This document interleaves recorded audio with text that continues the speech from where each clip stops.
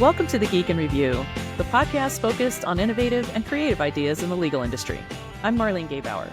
And I'm Greg Lambert. So on this week's episode, we have returning guests Karen Dunn Skinner and David Skinner from Gimbal Consulting. Karen and David, welcome back to The Geek in Review.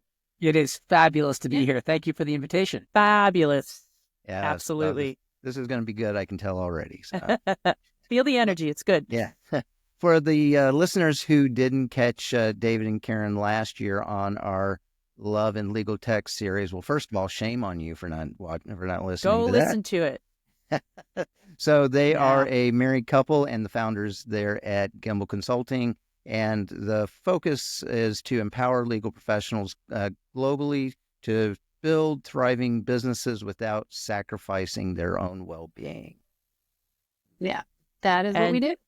And drawing from over 20 years of legal experience and their pioneering work in legal process improvement, they offer coaching, writing, and training through their proven lean legal approach. When not transforming the legal industry, this Montreal-based couple enjoys skiing, kayaking, and pursuing their passion as a ski patroller and watercolor artist, respectively. He's How's the that artist. for an No, intro? No, I'm definitely not the artist. I work in Sharpie only, Erasable markers. That's it. Hey, pretty much. I haven't graduated from finger painting yet, so I'm still learning. Art is art. Karen keeps saying anybody can become an artist. I so disagree. Well, hey, so before we jump into your new book, The Power Zone Playbook for Lawyers, great title, by the way, we wanted to get your take on a current event that's happening. Yeah, so this week, yesterday, and I didn't look at my 401k today, thank goodness. I think I know where this is going.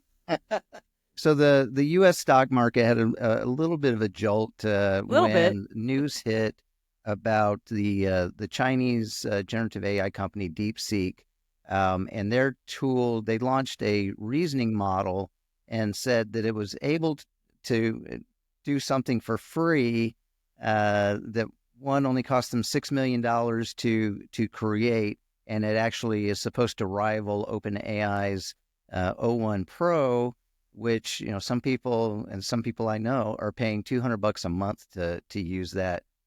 So what I wanted to ask you guys about is one, what do you think about the having a really good, really cheap, really fast model, and what do you think that the industry could do with something like this if it turns out to truly be cheaper, faster, better?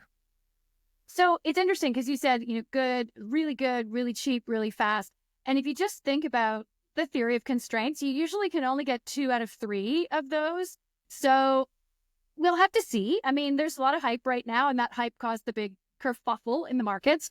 Crash. It's a bit like the reaction that people have whenever anything new arrives on the market. I think the same thing happened when ChatGPT came in, and people were like, "Oh, what are we going to do? What's going to happen?" Well, what's going to happen is we're going to adapt, right? If DeepSeek can do what it says it can do, fantastic. It's going to open up low-cost AI, which will really help out a lot of our smaller clients. We have a lot of solos and small firms that we work with. And for some of them, it's just too expensive to get really on board with some of the AI, and they just don't have the bandwidth to do it. So better, faster, cheaper AI, great. And I think we'll probably talk a lot about this across the course of the podcast, but really, when we're looking at all these new tools and what they can do and whether or not they're going to displace, what it is that lawyers do, I think we really need to step back and say, as lawyers, what is our true value to clients? And our real value is not something that a machine can do. Our real value is the transformation that we as lawyers provide to our clients. So maybe we've got clients who own one small business and they want to own a whole series of businesses. They want to go and be transformed from being a small business owner to being a really big business owner. Or maybe they own a big business and they want to retire, so they want to transform into a retired person with a really nice nest egg. Or maybe they want to go from being scared and trapped in a bad marriage to feeling safe and feeling like, their kids are provided for and they're confident and they can make this fresh start. That's a transformation. If it's criminal law, they want to go from being accused to being, not stressed out of their minds and worried about whether they're going to jail or maybe getting the least onerous sentence they should have. But that's a transformation. Yeah. And, it's that transformation that Karen's referring to, that's what's valuable to the client. Yeah. That's what they're paying for. So if you could find ways of delivering that transformation better, faster, cheaper, if we can get all those three together, everybody wins, right? The client gets the transformation faster, and you as the attorney, you get to adjust your fees either to increase your margin or to give the client a break, or maybe a bit of both. Yeah. And there's also, I think, an important element that we need to recognize here, Greg, which is the access to justice issue, right? If we can use technology, whether it's, DeepSeek or something else, whatever the next thing is that comes in 6 months' time, I don't know. But if we can use technology to take on a lot of the sort of the time-consuming things that we used to do, drafting routine, repetitive things, responding to emails, analyzing huge amounts of documentation, discovery, whatever it may be, then the profession, generally speaking, has more bandwidth. And that has always been a big issue. We can turn the technology into helping us deliver the nuts and bolts to more people. Mm-hmm. I think something, it's like 80% of legal needs go unmet in Canada, and it's no different in the US. Yeah. The goal here would be to make empower lawyers to take on more work, more cases, deliver better services, read justice, without increasing their workload or without having to spend more time on some of the distinctly human giving them more time to spend on those distinctly human elements, the elements that are within their power zone. I know we're going to get there, within their power zone, and which require their unique knowledge, skills, experience, credentials to actually execute. Yeah. The hand-holding, the reassuring, the navigating complexities of the justice system. I think that's what I would say. So let's not all jump out the window. Yeah. We are going to survive. We are going to adapt. We will overcome. And we will find ways to use the technology in an appropriate fashion, I think, to deliver better things for our clients and also for ourselves. Marlene, anything to add? Yeah. Well, clearly we've seen that there's a market disruption after this news. And so it remains to be seen whether that will continue in terms of disrupting the market. I think DeepThink's ability, they developed this competitive AI model at a fraction of the cost, is going to, make some of the, the U.S. companies pause a little bit. The Western companies pause a little bit and sort of take a look at their models and say, okay, how can we do this, better, cheaper, faster? And maybe that will be a good thing for all of us. And the last thing that I want to talk about is the geopolitical considerations. We're going to have Sean. Go ahead. I want to jump in right there because I'd actually written a note as I wrote myself a note as you were talking, and I think there are geopolitical concerns, and the jury's out, right? Is this going to be treated the same way that initially people thought TikTok would be treated? Right? Ultimately, it's the same. Sort of point of origin, and one legitimately wonders about the security, and by that I mean sort of national security and data protection, and I don't have the answer, and I'm not willing to cast aspersions. I just know that an awful lot of time, energy, and emotion has gone into that fundamental question, and I think those questions are going to continue to dominate. Regardless of off-the-cuff, quick, knee-jerk reactions, there is going to have to be some adjustment. Yeah. So whether or not this novelty is even given a platform to thrive remains, I think, to be seen. Yeah. And I will mention that Sean West, who is an expert sort of in technology and impacts on geopolitical issues, he's going to be on the podcast probably in the next month, I think. And he's just written a book about this. So I'm very excited to get his thoughts on this as well. That's fabulous. Yeah. Great question, though. Thought-provoking. Don't have all the answers. I just thought $6 million to develop it, and then $600 million in petitioning Washington to let them continue. So yeah. So I do like that, Greg. Tongue in cheek or otherwise, but I do think that there is an important lesson here, which is it doesn't take the mass investment that we pour into Silicon Valley and places like Waterloo, Ontario, and places like that to come up with great creative ideas. There are ways to create a better mousetrap for less time, energy, investment, and effort. And I'm not even talking about using it to save time. I'm just talking about the creation. Yeah. So yeah, but I'm an early adopter of a lot of technology, but I'm also a bit of a skeptic. So when somebody says we can do this for next to nothing, I mean, 6 million is not nothing, but compared to what has gone into these other platforms, I'm at that, are you just getting what you paid for sort of position? So I'm super interested to see where it goes, but I'm keeping my powder a little dry. My last comment on that, because, we agree and we don't agree. I think I agree with you, Karen. I think it actually comes down to it's free for now till everybody jumps onto it. Yeah. And then suddenly it'll be like Netflix and everything else. The costs will start to creep up or rocket up, and it no longer will be free, because that's not how most things work anymore. And I can tell you that I tried to use it this morning, and the servers were overwhelmed, and so it wouldn't work. Yeah, I bet. Yeah, I bet. Just like when ChatGPT first came out. Mm-hmm. Right, Yeah. exactly. Exactly the same thing. Well, hey, thanks for going on this little side journey with us. Marlene, did you have something else? So I wanted to jump into the Power Zone Playbook, because that's why we're here, right?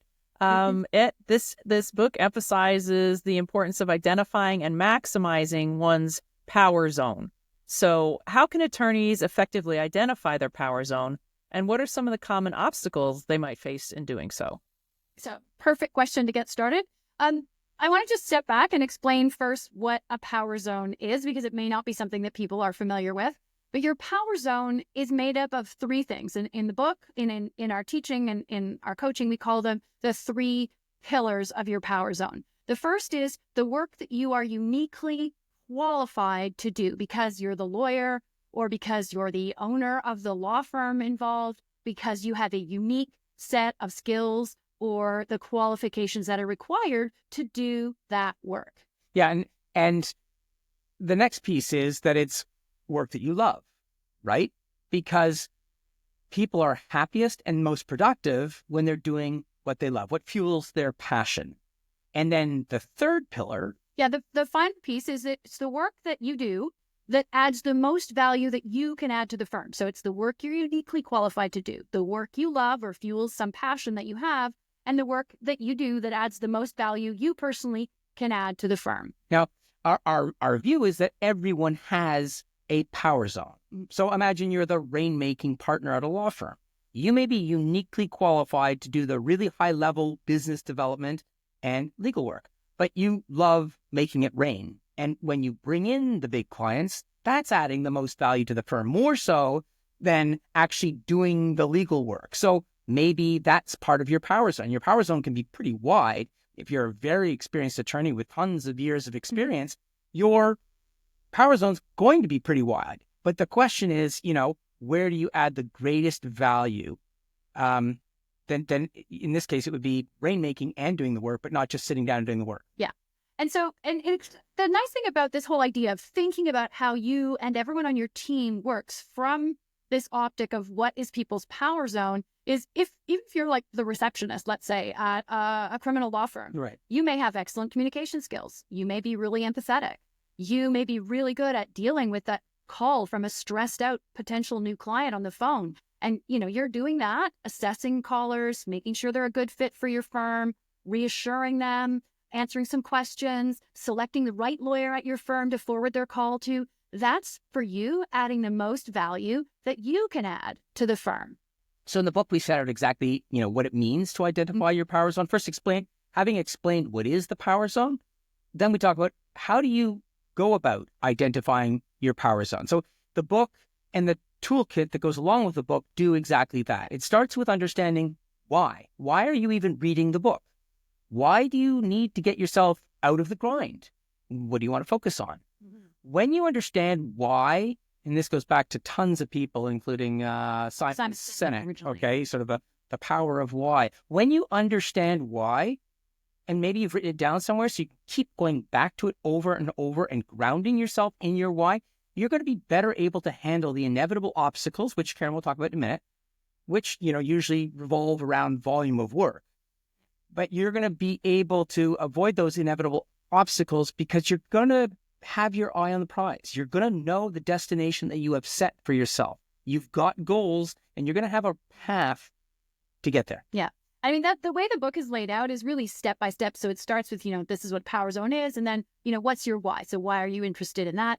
Why do you want to get there? What is it that's driving you? And then we walk people through step by step what falls into their pillars. So starting with that, what is the work you're uniquely qualified to do? We've got, exercises on what are your strengths. So really ask yourself, be honest, what are your strengths and weaknesses?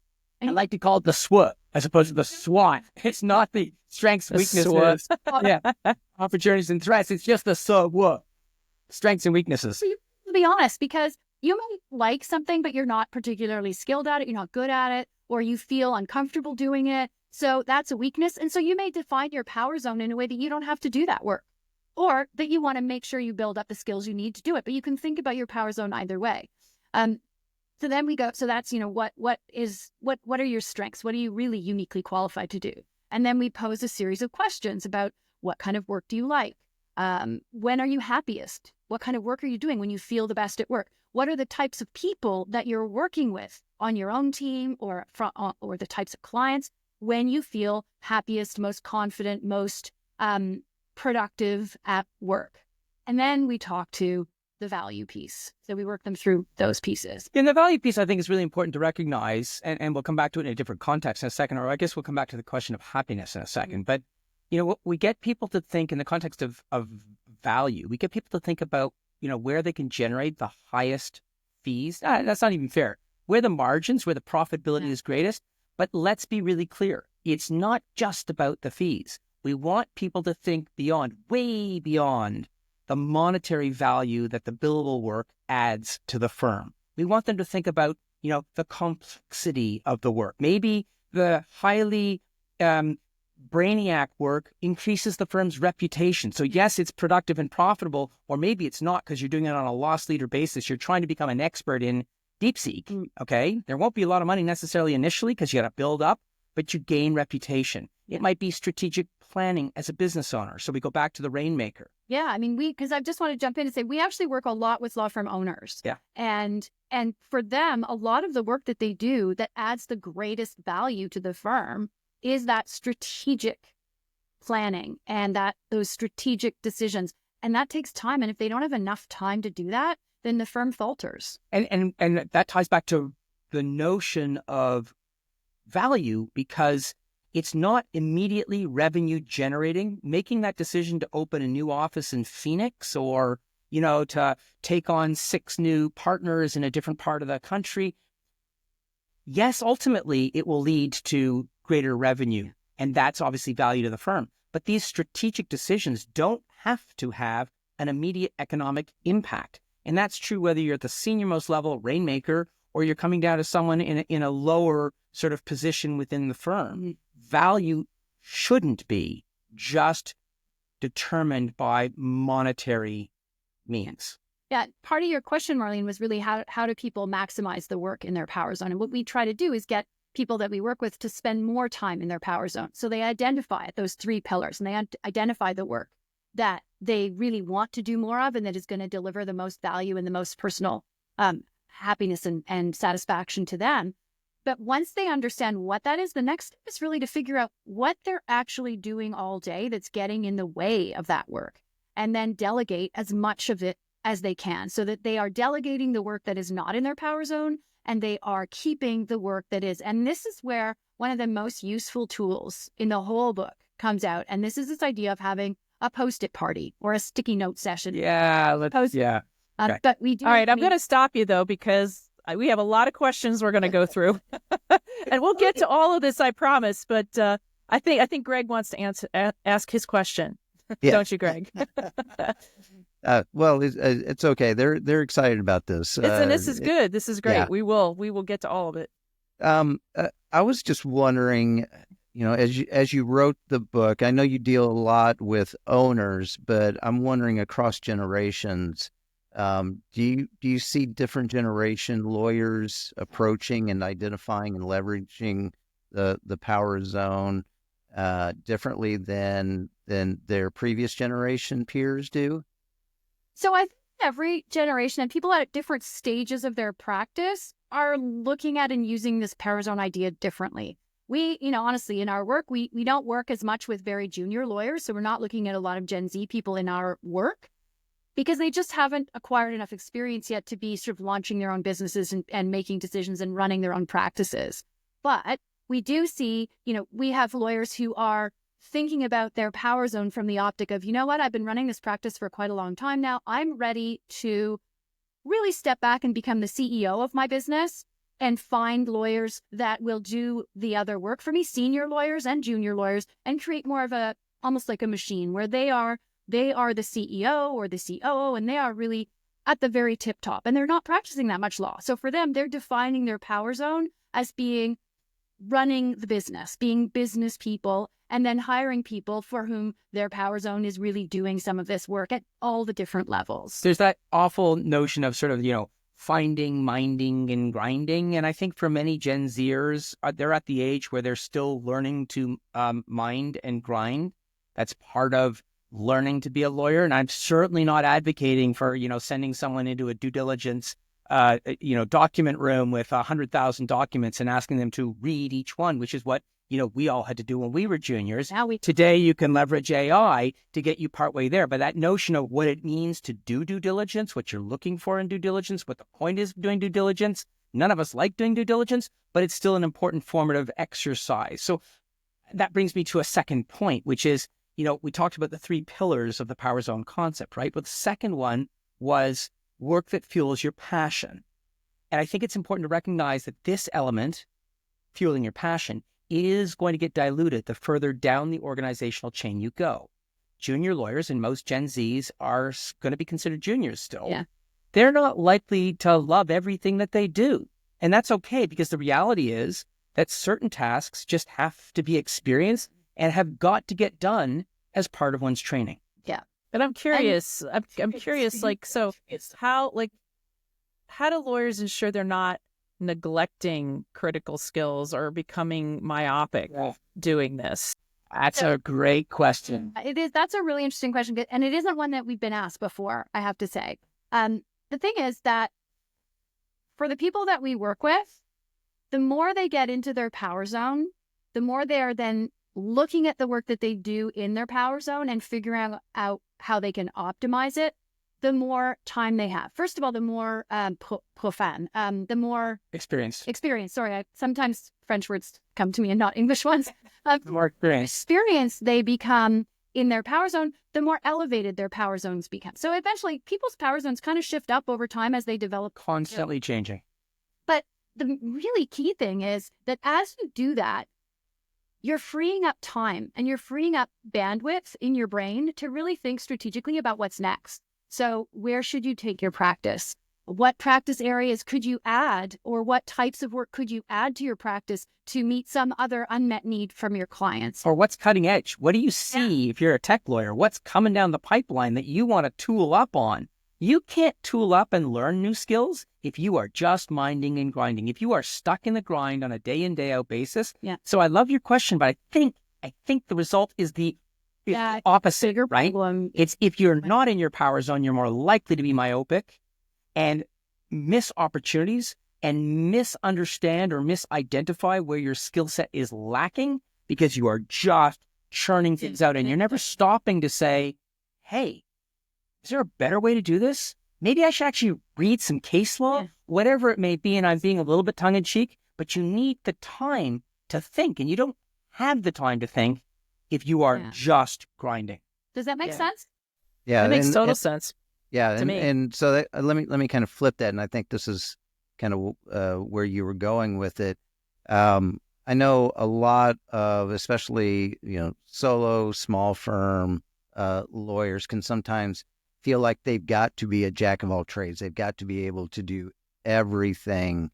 So how would you advise someone like that to really become self-aware and know what it is that their power, to fit this Power Zone philosophy, and try to get, do they get away from that? Do they find that strength, or what do you advise?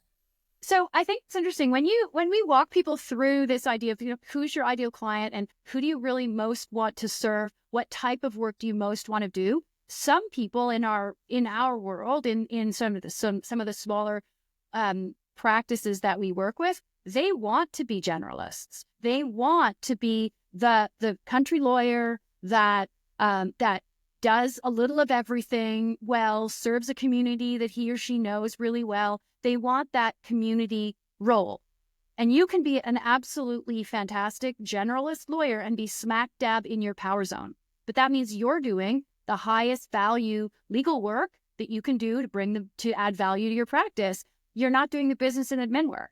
You're not stuck in the grind and, fixing the photocopier and uploading documents that have to go to court or adjusting outline numbering in Word, right? You're doing the legal work that's in your power zone. And that can be across a whole series of different practice areas that you want to serve your clients in. So the concept of power zone, I think it's important to recognize, actually covers not just the practice of law, but the business, but actually managing and executing on the business and administrative things that go to supporting the practice of law. So if you're going to be a generalist, you got to get all that stuff off your plate. Because if you're going to stay current, which is your obligation, if you're going to stay current with all the different practice areas that you are in, family law, wills and estates, criminal, whatever it may be, you got to have time. You got to have time not only to practice and deliver your services, you got to have time to stay on top. So being in your power zone is practicing, not doing all the business and administrative things. Yes. Does that make sense? Yeah. But let's sort of look at it, like I said, the opposite way. Well, no, it's the same way, actually. So you have a lot of attorneys that struggle with delegation. They feel like no one else can do the job as well as they can. They want to have a lot of control over everything that's done. And because there's a personality type, we all know that. So how does your book address this concern and provide practical strategies for overcoming this delegation barrier? Well, so I think the answer is going to come down to the delegation quadrant. But what I want to do... Oh, we got a quadrant. Awesome. Yeah, quadrant. Or 3 or 4 columns if you want. Yeah. But be round. But and you could be a finger painter and still get there, Greg. But I think your question starts off with this notion, you asked, they feel that nobody else can do the job. And I think that is one of those myths about delegation that is a serious misconception. Yeah. Other people can do the work just as well as you if you invest the time required to create the resources that will teach them and support them in the execution of the work the way that you believe it can and should be done best. Ask yourself how you got to be so awesome. It certainly was not by going it alone. It certainly was not by starting with a blank page, and it certainly was not with constantly reinventing the wheel or trying to do everything. Yeah, the book really talks people through step by step. And I'm just going to go back to that Post-it party idea that I mentioned earlier. And I told you we'd get to the Post-it party. I told you we would. We love Post-it. But of course, what we want people to do is this exercise that gets them to, over the course of a couple of weeks, because you can't do it all at once, over the course of a couple of weeks, start writing down on a sticky note every time you do a task. So some kinds of phone calls that you have to make, different documents you have to draft, everything goes on a sticky note. And you just throw those sticky notes up on a wall. Everything that you do, fixing the photocopier, dealing with a vendor for whatever that might be, trying to help somebody solve a software problem, working with a client, draft an engagement letter, all these different things. Write an opinion. Each one of those goes on a sticky. And then at the end of a couple of weeks, when you've really covered all of the things that you do on a daily basis. Well, wait, what are you doing with those stickies? You're putting them on a wall. Okay. And then we do it over a couple of weeks because sometimes you do things and you only do them maybe once a month. Maybe it's something to do with your accounting. You only do it once a month. So once they're all up there, you step back and you say, okay, I'm going to organize these according to the delegation quadrant.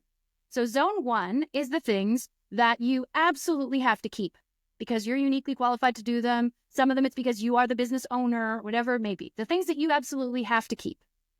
Then in quadrant 4, so you can kind of imagine a circle, you've got quadrant 1 and quadrant 4. Quadrant 4 is all the things, when you look at it, you think, nobody really needs to do that. Why are we even doing that? That is stuff nobody has to do, and that goes in quadrant 4.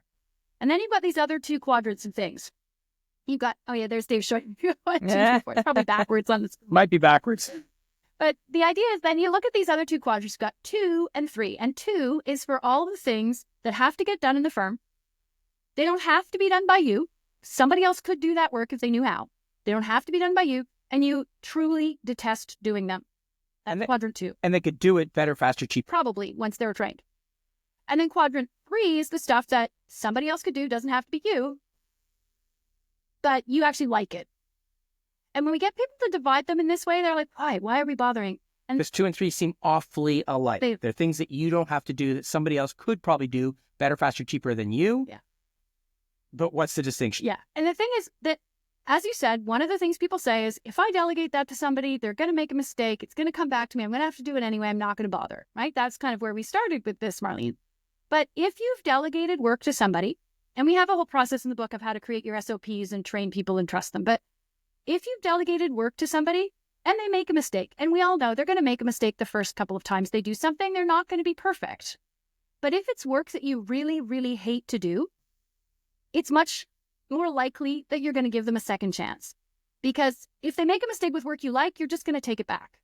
If they make a mistake with work you truly hate, and just psychologically, you're like, okay, I really don't want to do that again. I got it off my plate. I'm just going to show them one more time and we're going to be fine. Let me help you get this off my plate. Right, Yeah. right. Well, and likelihood, again, we talk a lot about process, not people.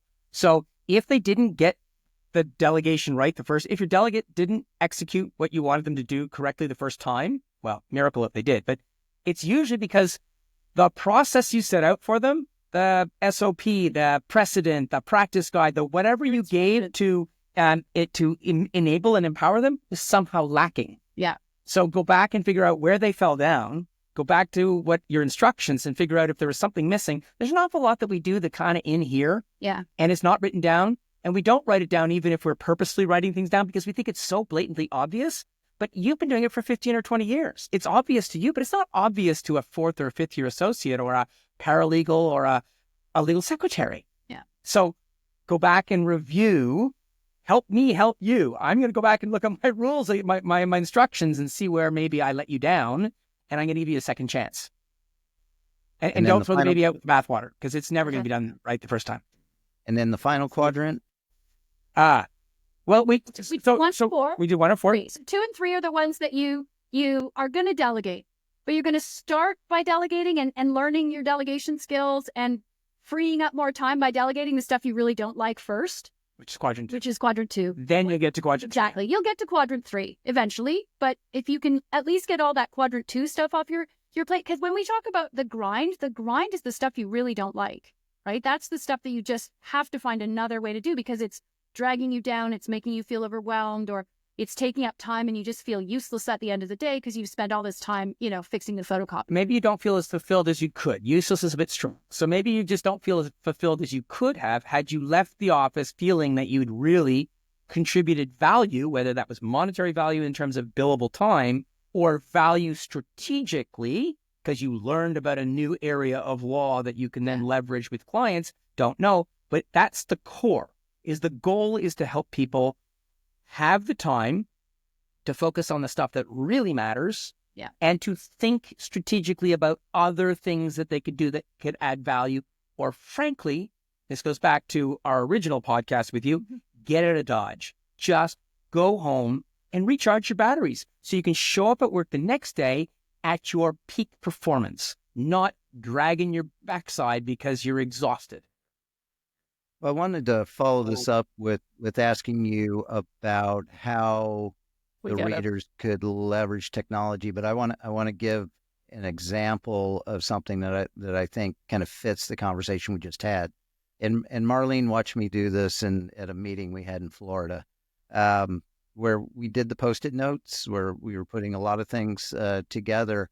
And one of the things that really helped me kind of speed the process up was I literally took a picture of the Post-it notes and then I put it into the generative AI tool and said, hey, help me organize these, and gave it some criteria. And it was really, really helpful. So I'm just wondering, are there any ways that think that with the advancements in technology, and it doesn't just have to be AI, can attorneys leverage those enhancements and enhance the Power Zone training and help them with their efficiency? Absolutely, because really, I mean, delegating to technology is like delegating to people. It is a great way to get work off your plate that's maybe repetitive, maybe administrative. And a lot of technologies are really good at that work. And that's perfect because that's the kind of work you want to start with getting off of your plate. We did a webinar today with Nika Pidskalny, who, if you haven't checked out Splendor, which is an AI augmented system for capturing and then using your own clauses right in Word. So it creates clause banks. It has a really great clause compare where you can pull in a clause or a whole contract from a third party, and it'll compare them to your gold standard clauses. Super cool. But Sorry, Splendor is SPLENDER. I'm writing it down. DR. No E at the end. Splendor.ai. And so it's worth checking out. It's brilliant. And she's developed it because she's been a corporate lawyer for 15 years. And she's developed it to address the things that she really doesn't like about practicing commercial law. So she's created this software that, does a lot of the grunt work of drafting for her. It pulls clauses together. She's now using it to train her juniors. But you upload your best clauses, and the program is it's really cool. And it just searches. It'll go through your contract. It'll say you've got these 12 different kinds of clauses. It's missing these 4 clauses that you typically have in your contract. And then it'll pull in different ones that are your gold standard clauses and compare them. And it does a lot of really neat things. But she's done it because she's trying to address problems, things that she doesn't like that are not in her power zone and are definitely in her quadrant 2, things that she does not like about the practice of law. And it allows lawyers and other people in the practice to do things even better or faster or cheaper than they could do them before. Well, and that gives them more time. Yeah, I mean, it gives them time. I think, again, the constant theme here is, right, they've got more time to think strategically. Yeah. They've got more time to focus on the transformation, which we talked about at the very beginning. It's all about transforming, not about remunerative dollars and cents. It's about transforming people's lives, however that may be. It gives them more time to bring the human element. After all, the practice of law has a huge amount of humanity involved in it, and the true value that they deliver to their clients. And you can't do that if you are overwhelmed, constantly leaving the office at 7, 8, 9, 10 o'clock at night or working weekends. Why? Because you can't get it all done in the 24 hours we have. How many hours are there to work how many hours are there? 67. 168 hours in a week. Factor in how much time you spend, having a shower and eating and sleeping. And there's not a lot of time to get all the rest of the stuff done. So you better be organized and efficient about what you choose to do. And it costs the firm money when you're not using technologies that are available. We had a really great example of this. We were working on a project with a firm in Philadelphia somewhere in Pennsylvania, about a lot of places. Yeah, Pennsylvania. But I think it was Pittsburgh, maybe. But anyway, doesn't matter. With a firm on a type of litigation, commercial litigation or employment litigation. And they had a partner there who really didn't believe in using precedents. He thought that, that was Pittsburgh. So she really thought that young lawyers needed to learn how to draft from scratch. And she expected that they would come into her office to be assigned work with a pad and paper, that they would not use precedents. She prided herself on never having started a contract on a computer in her 20 years of practice. And she had a good sized book of business, but she was not efficient and she was making her associates inefficient. And so when we talked to her about technology, she wasn't interested.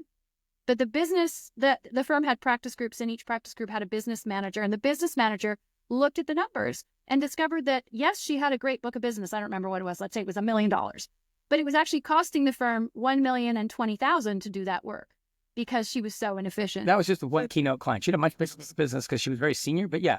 But that was the thing. Like, they were losing $20,000 every time she generated $1 million. So they were spending $1,020,000 because she was ineffective and inefficient. And that's the power of data-driven decisions right there. 100% right. Exactly.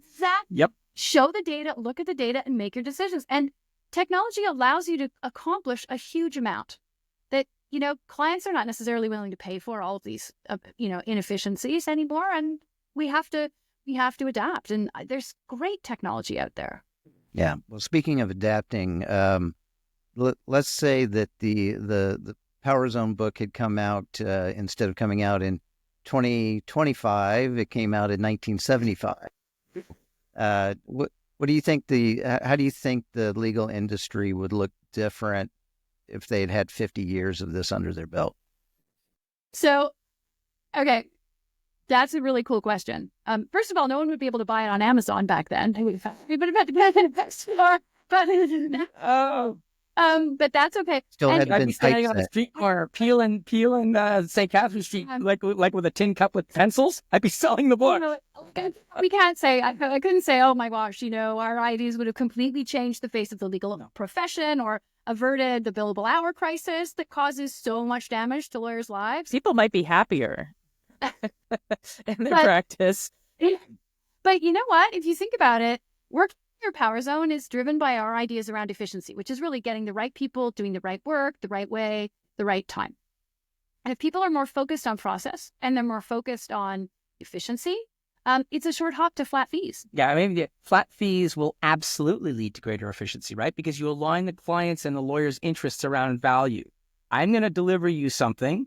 We agree it's going to cost $100. Now it's up to me to make sure I can deliver it for $50 worth of effort so that I get a good margin, or maybe $98 worth of effort, whatever it may be. But that's the point. Flat fees allow lawyers to sell the value or the transformation that they are delivering rather than time.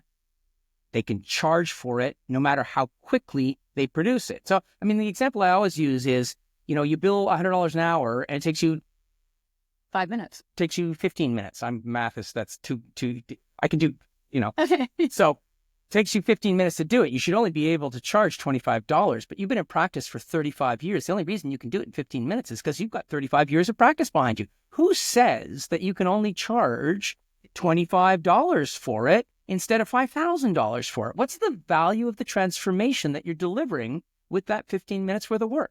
That's the question. And so this notion of efficiency is a key driver for flat fee work. So maybe it would have brought, I don't know, would have got flat fees a lot sooner than we have now. What I think, if people were really thinking about process and efficiency, I think we would have got to that. We would have gotten away from flat fees, gotten away from the billable hour sooner. And I think that would have really changed how firms are structured. It would have really changed how lawyers are compensated. I think lawyers probably wouldn't struggle with delegation. No, I think that's right. They would have probably been consistently sooner. They would have been looking for ways to push work to the right level, right? Our notion of efficiency in the practice of law is the right people doing the right work the right way at the right time and cost with the right resources. Well, resources includes technology, but not necessarily. But that notion of talk to someone who was practicing back in the 1980s. And now I'm very close to that. And they'll say, well, we had this great pyramidal structure and we're great at delegation because we pushed work down. They weren't pushing the right work to the right people who had the right tools to get it done effectively and efficiently. So I think that our book might have brought this question, this investigation. How do we build a better mousetrap? Earlier than now. Yeah.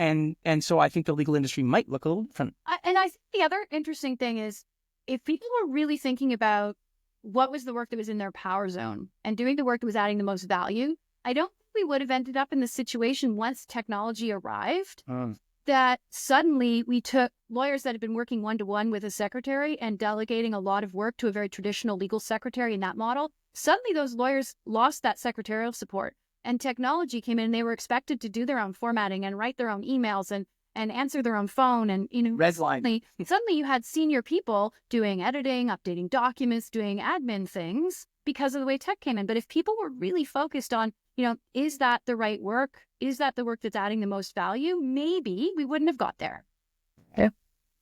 So what do you find is the most surprising things that the most surprising things people discover when they start focusing on their power zones? I think the answer is how quickly they start asking themselves, like as a matter of routine, hey, is that in my power zone or should I be delegating that? We literally have clients that have for a little while had Post-it notes on their computers that said, could Joey do this? So they'd be about to do something and be like, wait, could Joey do this? Yeah, sure. I mean, I have to create an SOP, but this is something that Joey could do rather than me. So how quickly they start to ask themselves that question as a routine part of their practice. That's my thought. Like, I think it comes down to the same thing that I was going to say, which is it's not as hard to delegate as they thought, and they can actually get better results. And as soon as they start to delegate some of that work that was really dragging them down, how amazing they feel. And then because they feel amazing and because they've got more time, then they can do more of it. So they free up time, and then they can spend more time figuring out how to get more stuff off their plates. And that's a huge eye opener for them. What was it that our client in Atlanta used to say to herself? That I know what it was. That law broke her. Yeah. Law. It's very sad. It's broke many, many people. Her.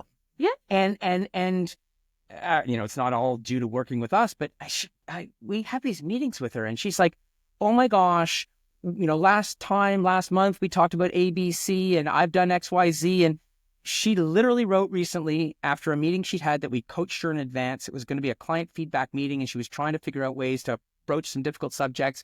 She wrote back to say, oh boy, that meeting went better than I ever expected, and I am on an absolute high. Yeah, and this was like months after being broken by her practice. She had the time to strategize how she was going to conduct that unbillable meeting, non-revenue generating, but incredibly strategic and valuable because it was a keynote client. She had the time to think about it because she was focused on her Power Zone, and one of her Power Zone obligations as the managing partner of the firm is client relationship management. So she prepped for the meeting, she went into the meeting, and she knocked it out of the park. But she wouldn't have had the time to do that prep work had she just been minding and grinding with blinders on.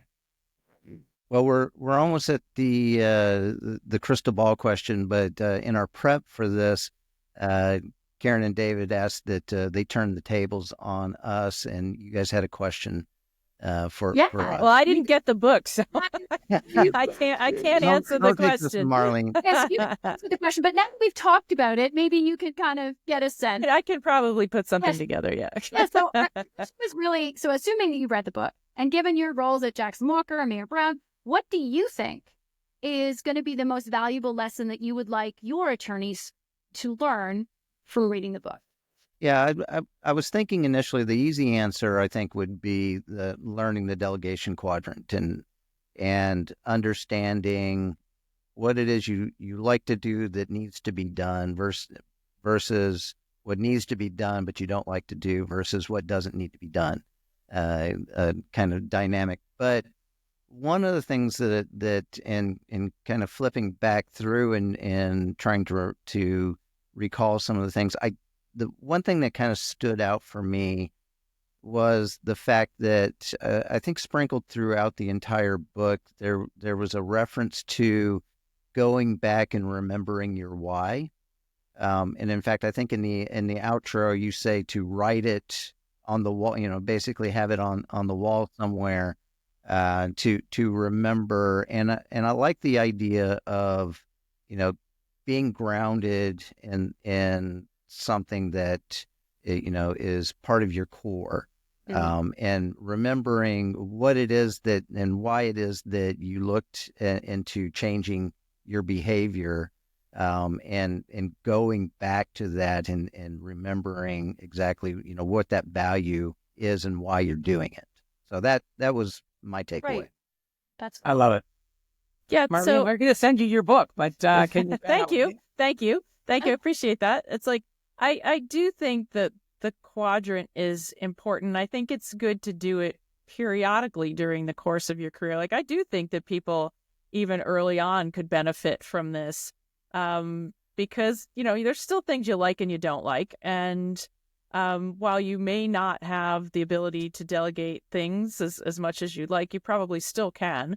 Yeah. And because I think what happens is folks kind of get into this, I'm just doing, I'm just doing the day to day, and I'm not stopping and reflecting and being mindful about, what do I really want to be doing? What do I want to be doing? What is my career going to look like, and where am I going to bring value? And I think that that's really critical, because I think just attorneys, everybody just get too far along that road, and you just don't stop to pause. So I do like that. And I love the idea about putting that on the wall, because I can see, like, you start actually tracking all the things you do. And then you're like, wow, I really do a lot of things. And then I can categorize in terms of like, where are the areas I'm doing it and what do I do most? And, is that what I want to be doing? So I do think that's a good visual for people to use. A couple of comments. So regarding Gen Zers, I agree 100%. It is never too early to start to think about these questions. What is your why? Yeah. What am I doing? How am I doing it? And even though I'm not a power player, I don't have a staff underneath me necessarily, ask yourself every day, what did I do yesterday that I could do differently today to do it better, faster, cheaper, with a great result for the client and less strain for me, mental health and wellness, and everything else included. So the tools, the concepts, the frameworks that we set out in the book have universal application regardless of whether you're a managing partner of the firm or you're the receptionist, because they help people develop the habits that will lead to a practice, if they're a lawyer, or a business that they will truly love. And so that, I think, is something I agree 100%. It's not that, Gen Zers are different. They are. And there are, questions and issues and generational differences. I'm an old guy. I'm 60. But they have lessons that they can learn that will help them create the practice that they love and not get to the point where a lot of us do, which is, I feel burnt out, I feel crushed, I feel destroyed, and I'm going to leave the practice and go into real estate. You said it much better than I did. But again, it's like, having the practice that you want, not getting burnout. Yeah. Yeah. So I think we're at the crystal ball question now, right? You're at the crystal ball question. All right. So now we'll turn it back to you guys. So what change or challenge do you see on the horizon in the next couple of years that you think the Power Zone Playbook for lawyers will help attorneys face? So, I'm glad you sent us this one ahead of time, actually, so that we could think a little bit about it. And the thing is, I feel like there are a lot of dark clouds looming on the horizon right now, without even getting political. But there's a lot going on with, how we're going to stay happy given the increasing competition that we're facing in the practice, competition from AI, competition from different forms of people who are practicing law, possible hits to the economies in North America. There's a lot going on, and it's hard for people to keep slugging away without really thinking about building a life and a practice that enhance their personal well-being. We need to find sources of hope and happiness. And you can't do that if you're overwhelmed, if you're trapped in what we call the grind, if you're doing work that you really don't like and you just feel like you get up in the morning, you go to work, you come home again. Work should not be a struggle. It shouldn't be a constant source of worry for people. Yeah, if I can just riff on that for a second, and it's trite to say, but, we should work to live and not live to work. And I think that somewhere along the way, we've kind of lost the plot collectively. Who's to say that Gen Zers, who we might say, well, they've got a different work ethic, who's to say that they're wrong? Right. Maybe they're right, because they're all looking for a different balance in their lives, or a different, we don't like to say balance, work-life balance. We like to say an integration of work and life together.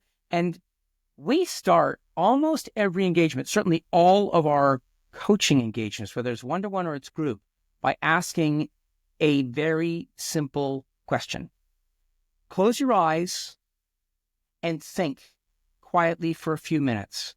What does your life look like in 3 to 5 years' time? Maybe shorter, maybe longer. But it's, what does your life look like?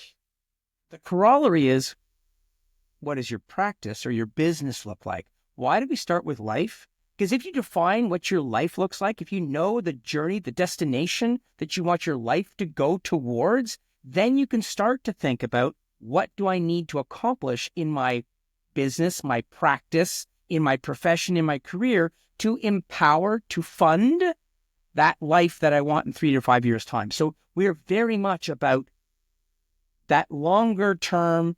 What do you want life to look like? Now let's talk about, what does that mean for your practice? And then let's reverse engineer what you need to have accomplished 3 years in, 2 years in, 1 year in, by Q3, by Q4, It's just a process of taking it apart, but you need a framework within which to work. And you also need to understand, to your point, Marlene, what are you doing? How are you spending your time? Yeah. Do the Post-it party. Yeah. I mean, early on, this is a bit of a side anecdote, but it's kind of related. Early on, we got a review about the book from a lawyer who said, look, I don't know if this is relevant and you can do what you want with this review, but here's what I'm thinking. He said, I struggled with my mental health for over 20 years. I ultimately realized that my life in the firm that I was working at was high pressure, and I was doing a lot of work I didn't like. And that was a huge source of my mental health struggles. He said, so I moved in-house. He said, I moved in-house and I found what I now recognize as my power zone. Full disclosure, this was years before. And he had read the book and thought, that's what I did. I found my power zone. And then he felt unstoppable. He felt happy. He built this career that he really loved. And he said, I don't know if you wrote the book to help people with their mental health. And we didn't. We just wanted to find a way to communicate our view of how lawyers could work in a way that integrated their work and life in a more effective way. But he said, I don't know if you wrote this to be a book about lawyers' mental health, but I really wish that I had the insights from this book when I was struggling, because I think this idea of a power zone would really have helped me. And that's kind of why we wrote the book, was to help people find a practice that they would continue to love. Our why, and I think it's in the book and it's definitely on our wall, is we've never met an unhappy ex-lawyer. And that's really sad about our profession. Like, I want lawyers to be happy. I want lawyers to build lives and careers that they feel are giving value to their communities and to themselves. And so that's why we wrote the book. We legitimately said at the end of the book that if this book just helps one person, we will have had a huge success. That's what we say about the podcast. If one person listens, we've helped. Well, Karen and David, we want to thank you both for coming back on and sharing this with us here on the Geek in Review. Thank you so much. It has been a real pleasure. Thank you so much. Yeah, it's always fun. Enjoy these conversations. They're stimulating. Yeah, definitely. Congratulations on the book, and thanks for coming back. And of course, thanks to all of you, our listeners, for taking the time to listen to the Geek in Review podcast. If you enjoy the show, share it with a colleague.